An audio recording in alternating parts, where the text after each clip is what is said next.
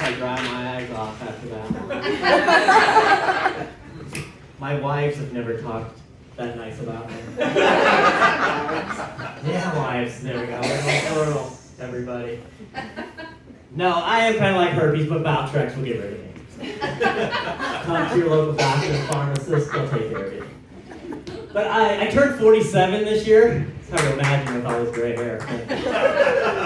But I realize I get middle-aged because I get excited when the Menards rebate comes in the mail. Yeah, so apparently I buy hummingbird feeders and watch the hummingbirds with my dog now. But there's a bunch of men in here. Anybody colorblind? I'm always the only guy in here colorblind. Oh, hey, there's a colorblind person. Everybody else in here thinks they're better than us because they can see it right. Remember that. But it's fun being colorblind. I have what's called red-green color blindness. I can't see greens, browns. Everybody goes, oh, what color is this? They always show me a green shirt. Happens to you too. I always say green. But I tell people, you know, you don't go to a person who's deaf and say, listen to this cool song on my phone. Maybe you do, but But I like to mess with people, tell people that the grass is orange and the leaves on the tree are blue and purple. But I feel sorry for people sometimes, like for example, my daughter. If my ex-wife didn't pick out her clothes for her, I'd have to dress her the next day and she'd go to school looking like a homeless clown. Then she started dressing herself in first grade because of the bullies. Feel sorry for people who ask me how I drive. Does anybody ever ask you how you drive? Okay, because of the colors. I say horribly, but it has nothing to do with being colorblind. My dog, he's got it pretty bad because I threw his favorite red tennis ball and we still haven't found it. And worst of all, on my wife, because she still dresses me. I'm 47. But I recently found out she's Mexican. Can't see browns. I'm just joking. I'll smell like fabuloso when I walk in. But on top of being colorblind, I'm dyslexic and I have a learning disability. So yeah, I was doomed from the womb. But I can't spell to save my life. And when my daughter was growing up, my wife and I would spell words back and forth to each other like every parent does. But as she got older, she started looking at my wife and saying, is he really that stupid? Yes. I'm standing on stage in front of you, so what do you know. But yeah, with that, now when they want to exclude me, they spell out what they're doing in front of me. By the time I figured out, they're already down the road. And I wanted a manicure that day. I just can't spell manicure. But I don't remember the last time I saw a good tampon commercial. That's not it. But when I was growing up, we'd be a mom and a daughter riding horses, playing a game of tennis, discussing their feminine hygiene needs. 5th birthday, I wished for a period so my mom would take me horseback riding. She never had time for me. She was always out looking for stepdads. Yeah, you're going to hear some daddy issues here as you be prepared. I saw this really cool Gorilla Glue commercial where a gorilla came out and scared this guy who was gluing an action figure hand on an action figure. Like, of course, he's sniffing glue in the basement. Glue hallucinations are real. They make you see gorillas or that dad who abandoned you at 6 come back and say he's proud of you. He never did, so don't worry. But I did meet up with my dad when I was 45, so 40 years later. And he gave me a 1964 Chevy Nova, so for any of you car guys out there, a really nice car, and a really nice Henry rifle, gifts you give a 17-year-old, not a 47-year-old. So I can go to one of those really cool car shows, then I go home and shoot myself in the garage. I'm just joking, I'm not going to the car show. Good, I got home for that one too. But when I did get the title switched over, we went to the treasurer's office and I forgot my wallet. So I left my dad there in line because I live in Des Moines, it takes forever. Text my wife on the way back, said, should I leave my dad there like he did me 40 years ago? I'll move on to something happier. Who in here is divorced? Happily divorced. Yeah, it better be louder. I better see higher hands for happily divorced. All right. So I like to explain my first marriage as mixing two poisons. So you've got me, one poison, and my ex-wife, another poison. And you create a super poison. That was our marriage. And that super poison later became a 19-year-old daughter. Now, I love my daughter. But she slowly morphed into my ex-wife. Started to sound like my ex-wife, look like my ex-wife. When I'm falling asleep on the couch and she comes down the steps, I wake up in a cold sweat when she starts talking. But then I got remarried, so now I have 3 kids. They're older now, but when we have the kids in the house, everybody'd say, do you like one more than the other? And I always hated that. That's the dumbest question. Of course I do, it's not mine. But when I first got married, you know, wedding ring tells a lot about a marriage. It's got no beginning, no end, the way love should be. We've all heard that crap, right? I had a really nice gold wedding ring, and then my fingered hand broke out, and I thought I was allergic to marriage. So I went to the dermatologist. He told me I had eczema. So I got a second opinion from the priest on the movie The Exorcist. He told me it was a signal from the Dark Lord about future events. Boy, was he right. And now I have a rubber wedding ring.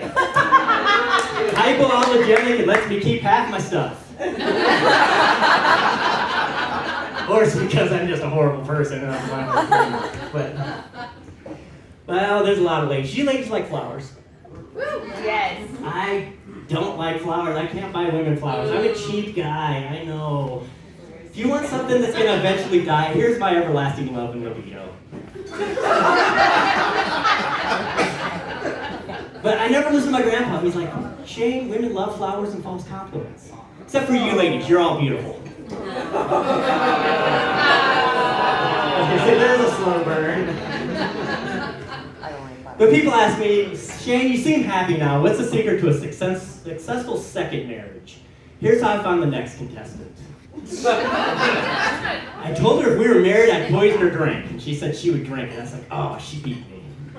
And she was the most romantic person in the world. She told me she never wanted to have kids with me. We were married 2 months later in the back of a pink Cadillac in Las Vegas.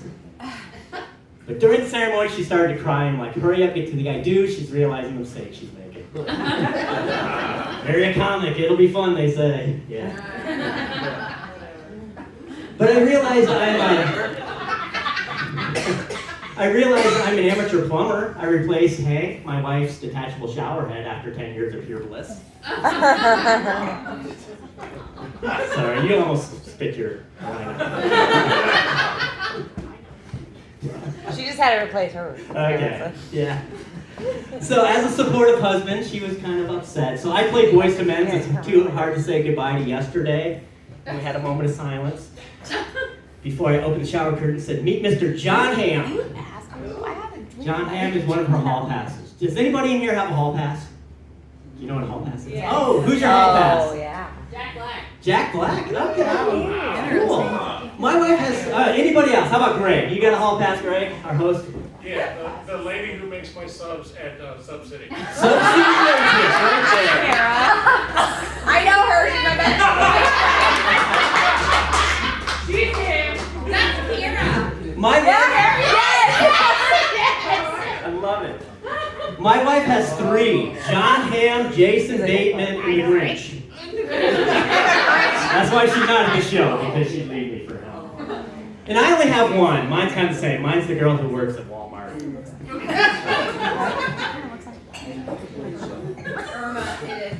But see, my wife is she's a cancer nurse, and everybody thinks she's a saint for putting up with me because she deals with patients that are dying, and then she comes home and deals with my jokes that are always dying, so she's surrounded by that. Oh, let's see. Also, it's kind of, any nurses in the crowd? Woo! Okay. I'm the only one. Are you serious? I was gonna say, I'm not a nurse. It's Yes, you are. hard. It's got to be hard to be a nurse Shut up. because you lose some patients sometimes, and that. My wife reads the obituaries, looking for some of her patients. It's kind of sad I know it is. and depressing. She gets a tear in her eye and upset when she doesn't see my name in there. I do have people. Not But anybody. I was reading an article in Scientific America that says you ladies are chatterboxes. You speak 20,000 words a day, 3 times more than the 7,000 us men speak. which my wife uses 15,000 of those to vividly describe how I'm ruining her life. And I use 3,000 of mine to complain after I empty the dishwasher. A lot of women probably understand that one. And then we're driving through Menards, again, another Menards joke because I love Menards, but she said, Shane, look at that old Cougar. She was referencing the 1967 Mercury Cougar, and I started looking for an attractive older lady. That's part of those 15,000 words right there. But yeah, so with my wife, my grandma always said, Shane, to make women happy, ask them how their day was. I quit asking my wife how her day was because she came home excited. Did I shut this off? Is that on? Oh, okay. She came home excited telling me she's treating one of her cancer patients with arsenic. So now I know I'm going to die. I'm going to be a true crime podcast someday. But I always like to be a little serious. Does anybody think it's okay to poop in front of your partner? No. Oh, you guys are wonderful people. Thank you so much. Yep. Yeah, she would. That's wrong. I've never walked in on a woman pooping. I'm sorry. It torments me. I would die. If my wife walked in on me, started brushing her teeth while I'm talking like Randy the Macho Man Savage, that's grounds for divorce. I've seen a woman give birth. It's beautiful. But if there was another delivery, I would have been divorced a lot sooner with a lot more psychological trauma. And then the worst part, my insecurities here, the worst part of my marriage is when my wife said she was out of toilet paper while she was in the bathroom. So I had two options. I can run upstairs, grab a roll of toilet paper out of the second bathroom, blindly throw it in like a hand grenade, or take a drive around the block so she could cowboy walk up the steps and get her own toilet paper. I don't know which one to do. And the longer you're with your partner, have you noticed what you find attractive changes over time? For example, take underwear. If my wife's changing, I get a glimpse of her underwear, I'm like a giddy junior high kid. I walk around in my underwear, she tells me to put some damn clothes on. It's our fault, men, we do everything in our underwear. Now to get her attention, I walk around like Winnie the Pooh, shirt, no pants.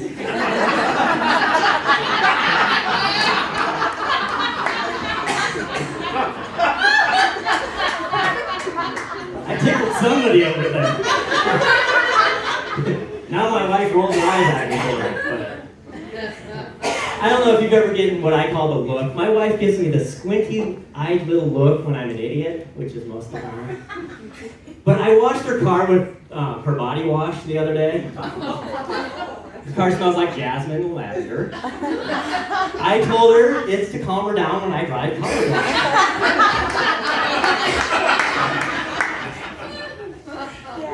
But also, I don't understand women. I made a woman breakfast in bed once. Instead of thanking me, she's like, how did you get in my house?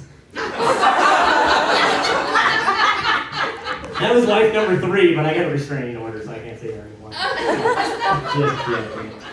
I think I can handle a third one. Does anybody here have pets? Alright. I've got a dog. I absolutely love my dog. Because when I'm an idiot, whatever I do, he's still my best friend. I can chase him with power tools or with the vacuum. When we're done, he loves me. Our new game is I snap those big Amazon bubble wraps. Then he's excited when we're done. I told my wife once that, calm down, she sounds like her mother. She wouldn't talk to me for 2 days. So I have a better relationship with the dog sometimes. And I don't know about, I call them helicopter dog parents when you go to the dog park. They're the ones that get upset. Like, for example, my dog humps other dogs. And I'm like, calm down, it's just a game dogs play to indicate dominance. Or it's because your dog has a boots and sweater on at the dog park.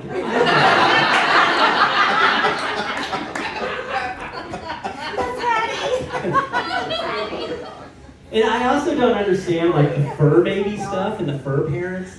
I get it, you love your dog, you take pictures with them. Guess who's going to be on the Christmas card this year? Or they put him in baby Bjorns or push him in a stroller around the dog park. It's okay. Oh, I know it's okay. But I'm like, oh, you gotta calm down. It's time to have a baby. Come on. A little too much with the dog. Yeah, they're in a stroller. They're 4-legged. Yeah. It's fine. And then do you think Alexa, Amazon's Alexa, was the one woman Jeff Bezos couldn't get? One girl who turned him down in high school, and now he's like, I'm gonna order her around. Alexa, make me some coffee. Alexa, turn out the lights. Alexa, why didn't you love me?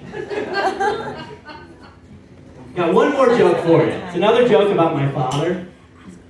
But yeah, my father, I'm going to do an impression of him. It's a really good impression, so I got to get a character here.